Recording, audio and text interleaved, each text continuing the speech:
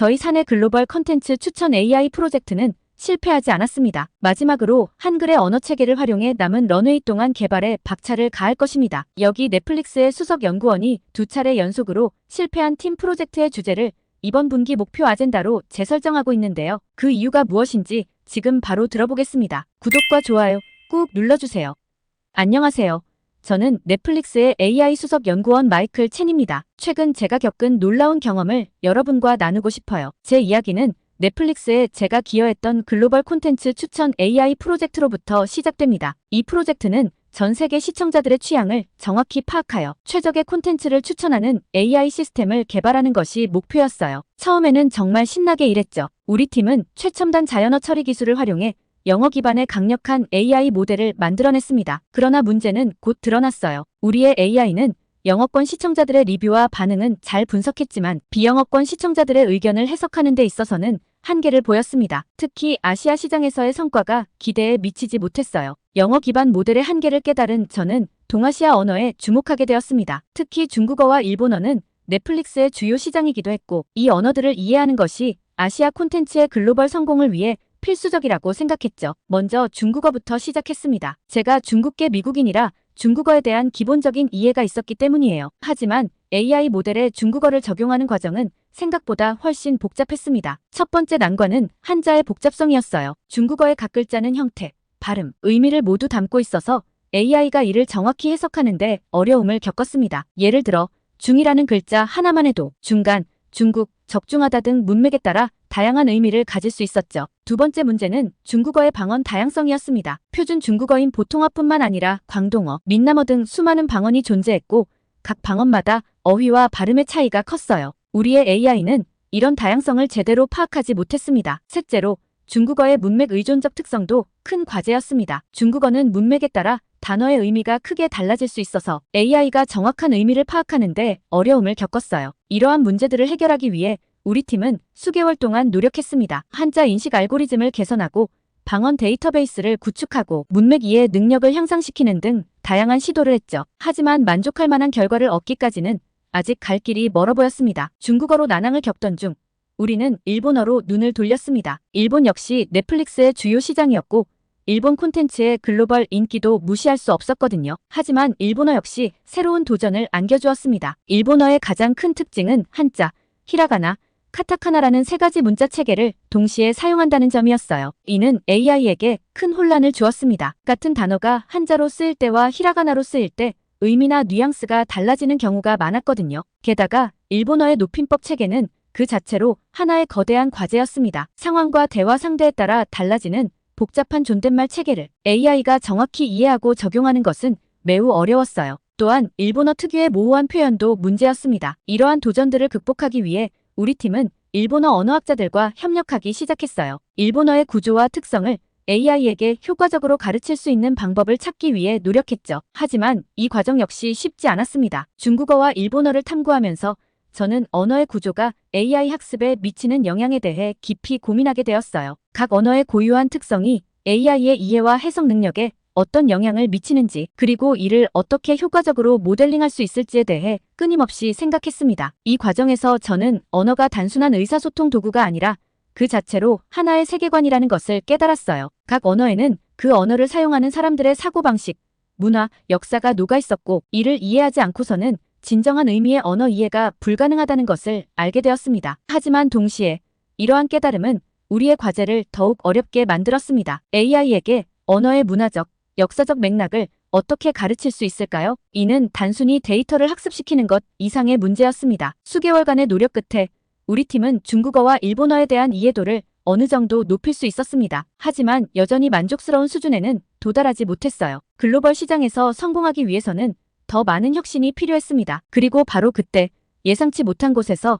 해결의 실마리를 발견하게 되었습니다. 그것은 바로 한국어였어요. 제가 한글을 발견하게 된 과정과 그로 인한 놀라운 변화에 대해 이야기해 드리고 싶어요. 하지만 먼저 왜 우리가 처음부터 한글을 고려하지 않았는지에 대해 설명드리는 것이 좋겠네요. 사실 우리 팀은 오랫동안 영어를 중심으로 AI 모델을 개발해왔습니다. 영어가 전 세계적으로 가장 널리 사용되는 언어이고 기존의 많은 연구와 데이터가 영어를 기반으로 했기 때문이죠. 또한 중국어와 일본어를 우선적으로 고려했던 것은 순전히 시장 규모 때문이었어요. 중국과 일본은 넷플릭스의 주요 타겟 시장이었고 콘텐츠 소비량도 매우 높았거든요. 솔직히 말씀드리면 저를 포함한 많은 팀원들이 한글의 특성과 장점에 대해 잘 알지 못했습니다. 한국의 기술력과 문화적 영향력이 급속도로 성장하고 있었지만 우리의 인식은 그만큼 빠르게 변화하지 못했던 거죠. 게다가 한글이 AI 학습에 적합하다는 생각을 미처 하지 못했어요. 우리는 복잡하고 오래된 언어일수록 더 깊은 의미와 뉘앙스를 담고 있을 거라고 막연히 생각했었죠. 이런 선입견들이 오히려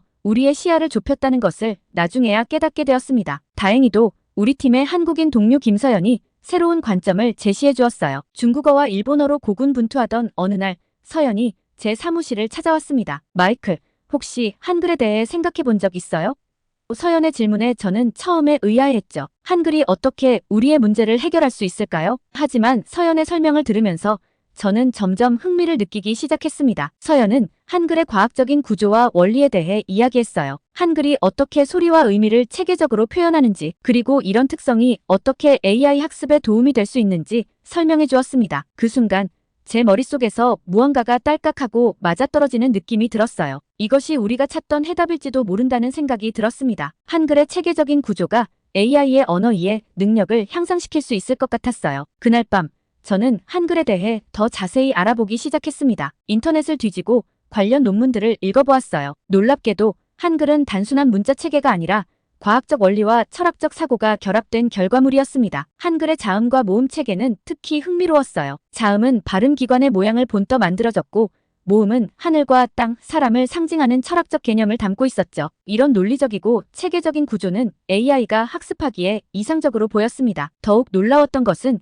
한글의 조합 원리였어요. 자음과 모음을 조합해 수많은 음절을 만들어낼 수 있는 한글의 특성은 마치 컴퓨터의 이진법 시스템과 닮아 있었습니다. 이는 AI가 패턴을 인식하고 학습하는 방식과 놀랍도록 유사했죠. 이 발견은 저에게 새로운 희망을 주었어요. 우리의 AI 모델에 한글의 원리를 적용할 수 있다면 다른 언어와 문화의 뉘앙스도 더 잘 이해할 수 있지 않을까요? 이것이 바로 우리가 찾던 돌파구일지도 모른다는 생각이 들었습니다. 다음 날 아침 저는 새로운 에너지로 가득 차 있었어요. 팀원들을 모아 새로운 접근법에 대해 설명했습니다. 우리는 한글봇이라는 새로운 프로젝트를 시작할 거예요. 한글의 원리를 AI에 적용해서 더 효과적인 언어 이해 모델을 만들어 볼 겁니다. 처음에는 팀원들도 의아해했지만 제 설명을 들으면서 점점 흥미를 보이기 시작했죠. 특히 한글의 자음과 모음 조합 원리가 AI의 패턴 인식에 효과적일 수 있다는 점에 모두가 동의했습니다. 우리는 먼저 한글의 구조를 AI가 이해할 수 있는 형태로 모델링하기 시작했어요. 자음과 모음을 각각 독립적인 요소로 취급하고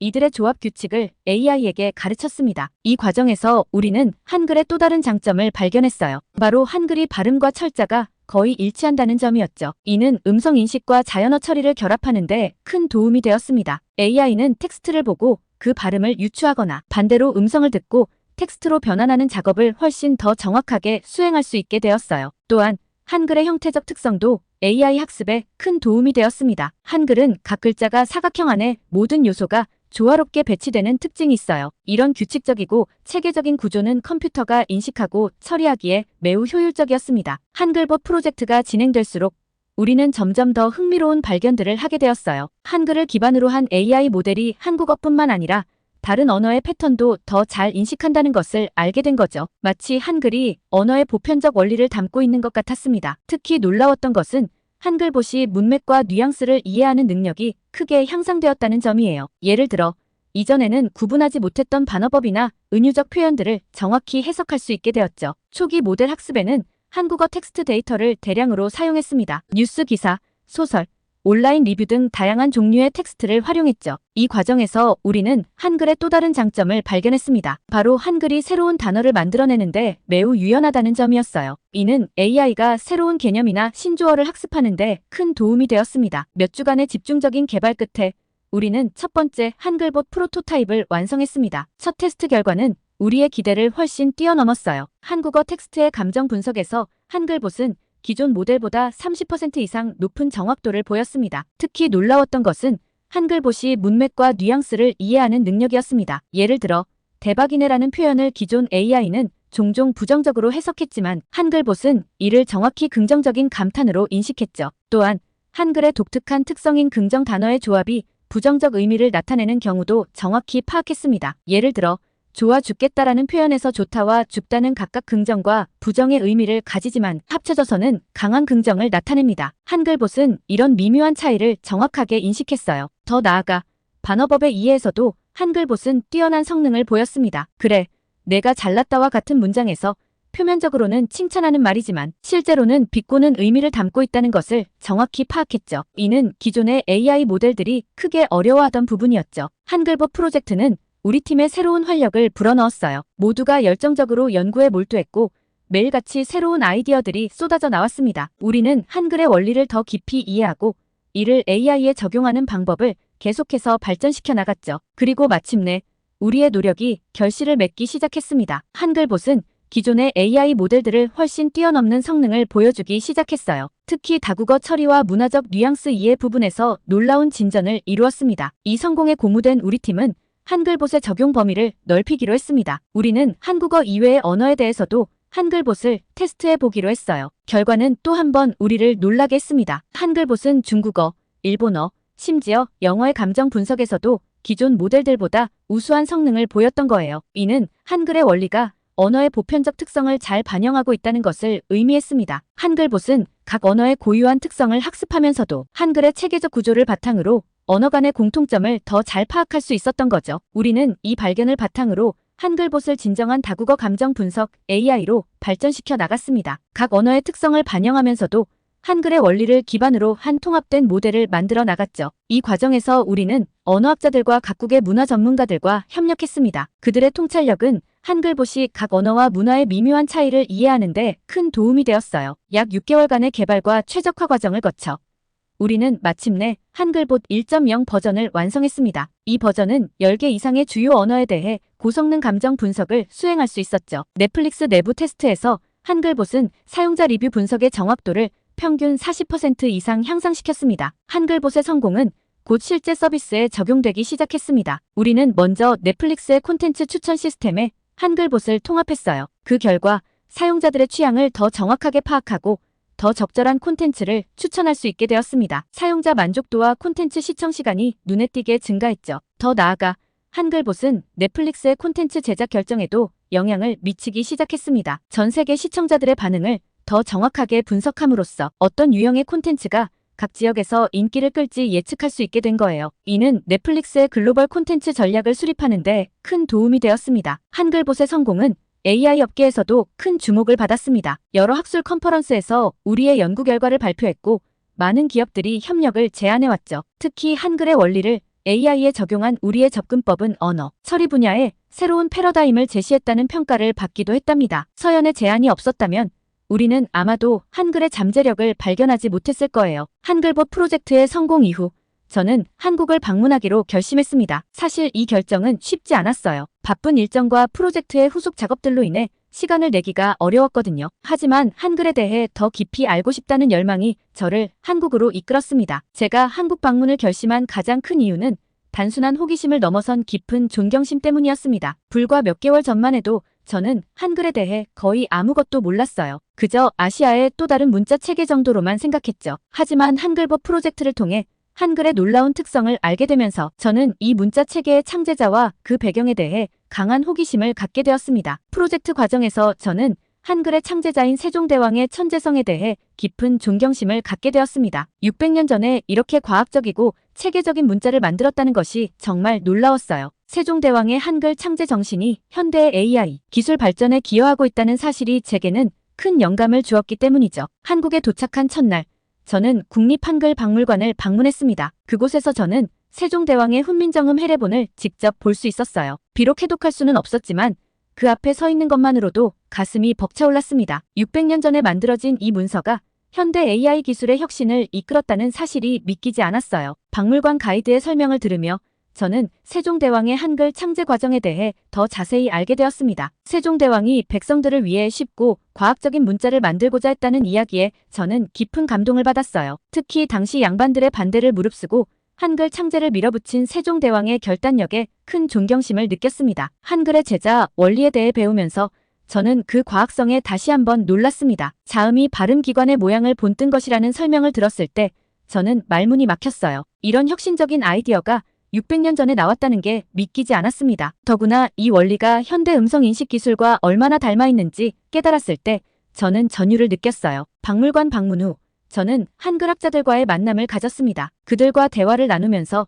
저는 한글이 단순한 문자 체계를 넘어 하나의 철학이자 과학이라는 것을 깨달았어요. 한글의 모음 체계가 하늘, 땅, 사람을 상징한다는 설명을 들었을 때 저는 문자에 이런 깊은 철학이 담길 수 있다는 사실에 감탄했습니다. 특히 인상 깊었던 것은 한글의 조합 원리가 현대 컴퓨터의 이진법과 유사하다는 점이었어요. 이를 깨달았을 때 저는 왜 한글봇이 그렇게 효율적으로 작동했는지 더 깊이 이해할 수 있었습니다. 한글의 구조가 마치 우리 시대를 내다보고 설계된 것 같다는 생각이 들었어요. 한국 방문 중 저는 세종대왕의 동상 앞에서 잠시 멈춰서서 생각에 잠겼습니다. 600년 전에 이 위대한 왕이 오늘날 AI 기술의 발전에 이렇게 큰 영향을 미치리라고는 꿈에도 생각하지 못했을 거예요. 그 순간 저는 깊은 감사함을 느꼈습니다. 세종대왕의 해안과 한글의 과학성이 없었다면 한글봇의 성공도 없었을 테니까요. 이 여행을 통해 저는 언어와 문화가 기술 혁신에 미치는 영향에 대해 새로운 통찰을 얻게 되었습니다. 한글은 단순히 효율적인 문자 체계가 아니라 인간에 대한 깊은 이해와 과학적 사고가 결합된 결과물이었어요. 이런 통찰은 앞으로의 AI 개발 방향에 큰 영향을 미칠 것 같습니다. 또한 저는 한국의 대표 IT 기업인 네이버를 방문하면서 저는 한국의 기술 혁신 속도에 또 한 번 놀랐습니다. 네이버 데이터 리서치 센터장님과 대화 설명을 들으며 저는 한글이 가진 무한한 가능성을 실감할 수 있었어요. 놀랍네요. 이런 특성이 다국어 처리에도 도움이 될 것 같아요. 맞습니다. 연구소장님이 동의하셨어요. 우리는 이 원리를 다른 언어 처리에도 적용하고 있어요. 한글의 논리적 구조가 언어 간 번역의 정확도를 높이는 데 큰 역할을 하고 있죠. 이 대화를 통해 저는 문화적 특성을 기술, 발전에 어떻게 접목시킬 수 있는지에 대한 새로운 아이디어를 얻었습니다. 한글이라는 문화적 자산이 최첨단 AI 기술과 만나 시너지를 내는 모습을 보며 저는 문화와 기술의 융합에 대한 새로운 가능성을 보았습니다. 한국에서의 일정을 마치며 저는 이 여행이 단순한 기술 탐구를 넘어 인생의 전환점이 되었음을 깨달았습니다. 한글과 한국 문화에 대한 이해는 제 세계관을 넓혀주었고 AI 기술의 발전 방향에 대해 새로운 시각을 제시해 주었어요. 비행기에 오르며 저는 이번 여행에서 얻은 통찰을 어떻게 실제 프로젝트에 적용할 수 있을지 고민했습니다. 한글의 철학과 과학성을 더 깊이 이해함으로써 한글봇을 더욱 발전시킬 수 있을 것 같았어요. 또한 다른 언어와 문화에 대한 연구도 필요하다는 생각이 들었습니다. 한국을 떠나며 저는 세종대왕과 한글에 대한 깊은 감사함을 느꼈습니다. 불과 몇 달 전만 해도 알지 못했던 문자 체계가 이렇게 큰 영감과 혁신을 가져다 줄 줄은 꿈에도 몰랐거든요. 이제 저는 한글의 열렬한 팬이 되었고 이 놀라운 문자 체계의 가치를 전 세계에 알리고 싶다는 열망을 갖게 되었습니다. 앞으로 AI 기술과 언어, 문화의 융합에 대한 새로운 도전이 기다리고 있겠지만 이제 저는 더 넓은 시야와 깊은 통찰로 그 도전에 맞설 수 있을 것 같습니다. 한글과의 만남은 제 인생에서 가장 값진 경험 중 하나가 되었고 이는 앞으로의 제 연구와 삶의 방향을 크게 바꿀 것 같아요. 오늘 사연은 여기까지입니다. 어떻게 들으셨나요? 세종대왕의 600년 사랑 정말 고맙습니다. 매일 읽고 쓰는 한글인데 더 소중하게 생각해야겠어요. 오늘 사연 재밌게 들으셨다면 구독 버튼 한 번만 클릭 부탁드립니다. 저는 더 좋은 사연으로 찾아뵐게요. 감사합니다.